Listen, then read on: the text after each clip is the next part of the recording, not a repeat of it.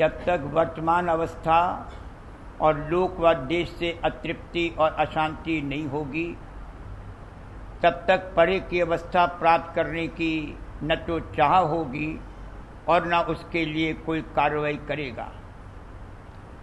इस लोक और देश से उदासीनता पैदा होना परलोक की प्राप्ति और परमार्थ के लिए एक किस्म की पहली योग्यता है। रस, आनंद और ज्ञान प्राप्त करने की जितनी शक्ति जीव में है, वह सब आनंदमय, ज्ञानमय और चैतन्यमय हो जावे, तब पूर्ण संतुष्ट होगा और तभी शांत होगा। यह सूरज शब्द अभ्यास द्वारा सत्य देश में पहुंचकर ही हो सकता है। परमार्थ और परलोक की कार्रवाई उस वक्त से शुरू होती है जबकि जिस लोक में यह जीव है, उस लोक से और उस लोक के सामान से और उनके भोगने की ताकत से उदास हो, यानी जिस अवस्था में है उससे बेचैनी पैदा हो, तब इस बात के जानने की कुरेद पैदा होगी कि इस वर्तमान अवस्था के पूर्व मैं किस अवस्था में था और बाद मरने के मेरी क्या अवस्था होगी।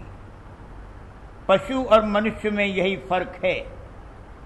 इंसानी चोले में आकर हर एक जीव को ये ख्याल पैदा होता है कि इस रूप में आने से पेशतर मैं किस रूप में था और मृत्यु के पश्चात मैं किस रूप में जाऊंगा। चाहे जिस तरह से इंसान इस सवाल को अपने लिए हल कर ले, मगर ये सवाल इंसानी चोले में आकर जरूर उठता है। बहुत से लोग ऐसे हैं जो कहते हैं कि न कोई खुदा और मालिक है और न कुछ करना धरना है। जो कुछ सामान मिला है उससे जितना सुख भोग सको भोग लो। न तो पहले हम कुछ थे और न बाद में हम किसी रूप में होंगे। जो कुछ है ये जिंदगी है, इसलिए जितना मजा ले सको ले लो। ऐसे शख्स नास्तिक हैं और उन्होंने परलोक के सवाल को ये समझ धारण करके खारिज कर दिया। बहुत लोग पत्थर में मालिक को थाप कर पूछते हैं और कोई भूत प्रेत आदि को पूछते हैं। जो हो, परलोक का ख्याल तो जरूर पैदा हुआ। जो इस देश और लोक से दुखी हैं और यहाँ के धन संपत्ति आदि सामान से अतृप्त और असंतुष्ट हैं, यानी जिनको यहाँ से उदासीनता पैदा हुई है, उनके लिए परमार्थ है। जिनको ये कुरेद और प्रेरणा पैदा होगी कि हम अपनी असलियत को जानें और हासिल करें, इस तरह की अवस्था का आना एक किस्म का परमार्थ और परलोक शुरू होना है। असल में तो परमार्थ एक ही है, दो नहीं है, मगर अपने अपने अधिकार के अनुसार उसमें बहुत दर्जे हैं। इसलिए ये कहा गया है कि ऊपर बयान की हुई हालत आवे तो एक किस्म का परमार्थ शुरू हो। वैसे तो जिसको जिस चीज़ की बड़ी तेज चाह है, उसने उसको सब अर्थों में परम अर्थ माना है। इसलिए उस चीज़ को हासिल करने की कार्रवाई करना ही उसने अपने लिए परमार्थ करार दिया है। ये और बात है। किसी किस्म और दर्जे का परलोक और परमार्थ तो तभी शुरू होगा जब अपनी वर्तमान अवस्था और रूप और जिस लोक और देश में अभी है उसके परे की अवस्था और रूप प्राप्त करने की क्रिया की जावे। और जब तक वर्तमान अवस्था और लोक व देश से अतृप्त, अशांत और असंतुष्ट नहीं होगा, तब तक परे की अवस्था प्राप्त करने की न तो चाह उठेगी और न उसके लिए कोई कार्रवाई करेगा। इसलिए इस लोक और देश से उदासीनता का पैदा होना एक किस्म की परलोक प्राप्ति और परमार्थ के लिए पहली काबिलियत और योग्यता है। अगर इस लोक और देश में तृप्ति और शांति मान रखी है तो उसके लिए परमार्थ का कोई सवाल ही नहीं पैदा होता। वो पशुवत है। जैसे पशु जिस हालत में है उसी में सुख और आराम समझता है। उसी तरह से जो लोग अपनी मौजूदा हालत ही में सुख और आराम मानते हैं और उसको सुधारने की कुरेद नहीं पैदा होती और न उससे विशेष सुख और आनंदमय अवस्था को प्राप्त करने की चाह उठाते हैं, वो चाहे इंसान की सूरत में हो मगर दर हकीकत जानवर ही हैं। चाहे जिस कदर इस दुनिया का धन दौलत, विद्या बुद्धि, इल्म व फन वगैरह हासिल हो, अगर अपने परलोक के सुधार का फिक्र और ख्याल नहीं पैदा हुआ है और उसके निमित्त कोई जतन नहीं करते हैं तो वो पशु श्रेणी में हैं। इस देश से उदासीनता कहने, सुनने और समझ लेने से नहीं पैदा होगी। जन्मान जन्म इस देश में रहकर और तजुर्बात हासिल करने के बाद कुदरत के कायदे के माफिक इस देश से उदासीनता और परमार्थ की चाह पैदा होगी। वो पहले के जन्मों का हाल याद नहीं रहता है मगर सबका खुलासा अंतर में मौजूद है। आज तक जो कुछ किया है और जो जो तजुर्बात हुए हैं उन सब के नक्श अंतःकरण के घाट के चैतन्य आकाश में बने हुए हैं। उन सब के नतीजे और खुलासे से अगले जन्म में द्वेष, राग और रगबत, नफरत पैदा होते हैं। मालिक ने ये बंदोबस्त रखा है कि एक जन की खबर दूसरे जन में न रहे। अगर ऐसा न होता तो जिस तरह मौजूदा जन में इस वक्त बरत रहा है नहीं बरत सकता। पहले के जन के माँ बाप से जो प्रीत थी वो ज्यों की त्यों इस जन्म में रहती तो हाल के माँ बाप से प्रीत नहीं कर सकता था। अगर एक ही जन की बातें याद रहें तो दूसरे जन की प्रारब्ध क्रिया नहीं कर सकता।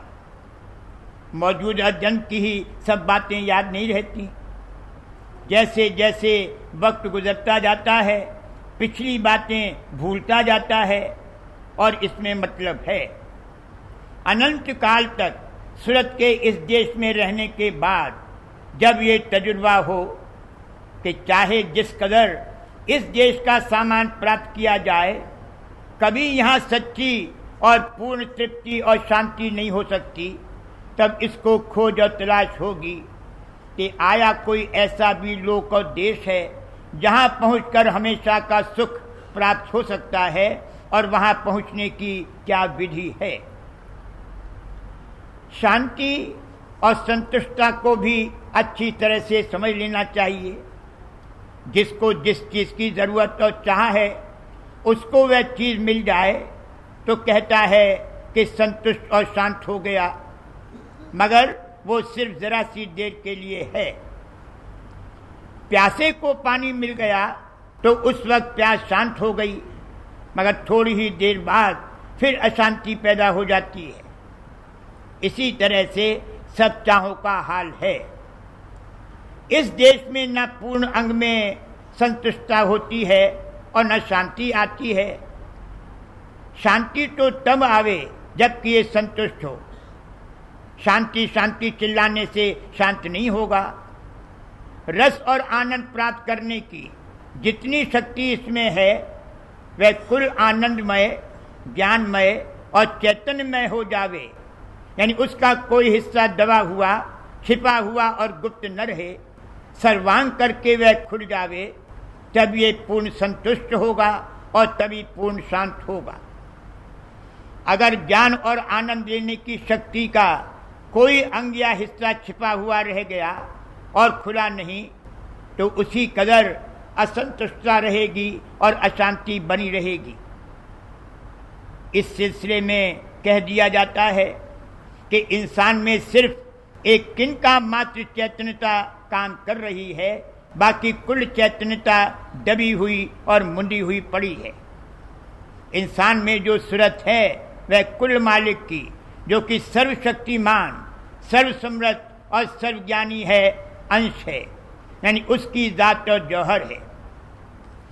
उस सूरत की अगर कुल चैतन्यता जो कि इस वक्त मुंडी हुई है खुल जावे तो वह भी मालिक के समान ही सर्वशक्तिमान और ज्ञानमय हो जाएगी। इसलिए इस बात को एक मर्तबा अच्छी तरह से तहकीकात करके तय कर लेना चाहिए कि आया हमारी चैतन्य शक्ति की वृद्धि हो सकती है या नहीं। अगर चैतन्य शक्ति नहीं बढ़ाई जा सकती या जितनी शक्ति इस वक्त हमको प्राप्त है उतनी ही रहेगी या उसमें भी कमी होती जाएगी, तो परलोक और परमार्थ को उठाकर फेंक देना चाहिए और समझ लेना चाहिए कि सिवा दुख के हमारे लिए कुछ नहीं है। अगर बढ़ाई जा सकती है तो उसके लिए जतन तत्क्षण शुरू कर देना चाहिए। इस जगह हमारी ज्ञान की शक्तियाँ एक तो औजारों की मोहताज हैं और दूसरे एक निहायत ही छोटे से हल्के के अंदर काम कर सकती हैं, और जो ज्ञान प्राप्त होता है वह भी बेहैसियत है। इस वक्त चाहे जिस कदर हमको इल्म और ज्ञान हासिल हो, बीमारी की हालत में और भी मौत के वक्त गायब होने लगता है और गायब हो जाता है। अगर दृष्टि का औजार यानी आंख बिगड़ जाए या फूट जाए तो हमारे अंदर में दृष्टि की शक्ति हुआ करे, हम नहीं देख सकते। क्यों नहीं हम अपने को इस मोहताजी से आज़ाद करें? क्यों नहीं हमको सर्वज्ञान प्राप्त हो? क्यों कोई चीज़ हमसे छिपी रहे और हमारे ज्ञान में न आवे? अगर हम में सर्वज्ञानी होने की योग्यता है तो उसको जगाने और प्राप्त करने की विधि मालूम करके उसकी कमाई शुरू कर देनी चाहिए। वो विधि योगाभ्यास है। मालूम हो कि यहाँ कोई चीज़ अथवा ताकत नई और नए सिरे से नहीं पैदा की जाती है, वह अंतर में गुप्त मौजूद है। उसको महज जगाया और प्रकट किया जाता है। जो चीज़ उस्ताद पढ़ाता है वह उसमें जागी हुई है और उसका घाट खुला हुआ है। लड़के में वह गुप्त और मुंदी हुई रखी है। पढ़ाना क्या है? उसको जगाना और अपने घाट पर लड़के को ले आना। जब लड़के में भी वह चीज़ जाग जाएगी और वह उस्ताद के घाट पर आ जाएगा, तब जो प्रकाश उस्ताद में है वही प्रकाश लड़के में भी हो जाएगा और तब वह दोनों बराबर है। इसी तौर पर समझना चाहिए कि जो परे के लोक से आया होगा वही अपने दर्जे का परलोक और परमार्थ प्राप्त करा सकता है और कोई दूसरी रीत नहीं हो सकती। यहाँ तो लड़का और उस्ताद दोनों ही अंतःकरण के घाट पर हैं और जो इल्म पढ़ाया जाता है वह भी इसी घाट से ताल्लुक रखता है। इसलिए इस देश की विद्या और इल्म हासिल करना आसान है, बरक्स इसके परलोक और परमार्थ की प्राप्ति के मामले में जीव का घाट नीचा है और जो चीज हासिल करनी है वो इससे ऊपर के घाट की है, इसलिए उसमें दिक्कत और मुश्किल है।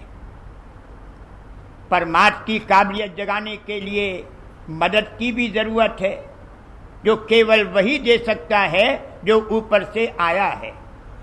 जो जहां से आया उसने अपनी मदद देकर अधिकारी जीवों को वहां पहुंचाया और उस दर्जे का परलोक सिद्ध कराया। चुनांचे वक्तन फवक्तन बराबर संत साध महात्मा अवतार पीर पैगंबर कुतुब औलिया वगैरह आते रहे हैं। उनके आने की जरूरत है। अगर वह न आते तो परलोक और ऊपर के लोक व देश का न कभी कोई हाल मालूम हो सकता था और न कभी कोई वहां पहुंच सकता था। इसी से अब ये नतीजा निकलता है कि जितने सामाजिक मत हैं यानी विद्या बुद्धि के पैदा किए हुए हैं वह सब इसी देश से ताल्लुक रखते हैं और इसलिए सत्य परमार्थ से खारिज है। मनुष्य की गति सिर्फ अंतःकरण के घाट पर है। चाहे जिस कदर विद्या बुद्धि इल्म व फन हासिल किया जाए और चाहे जिस कदर मालूमात की जाए, वो सब अंतःकरण के घाट से ताल्लुक रखती हैं। अंतःकरण के घाट के परे न मनुष्य की गम है और न परे का हाल कोई यहाँ बैठे बैठे मालूम हो सकता है। इसलिए बुद्धि रचित जितने मत हैं वे सब इसी लोक और देश से संबंध रखते हैं। परलोक का हाल वही जानता है और बतला सकता है जो वहां से बाहोश आया है। उसकी रहनुमाई में अभ्यास करके घाट बदला जाए, तब कोई शख्स खुद भी प्रत्यक्ष रूप में वहां का हाल जान सकता है। इसके अलावा और कोई विधि और रीत रची ही नहीं गई।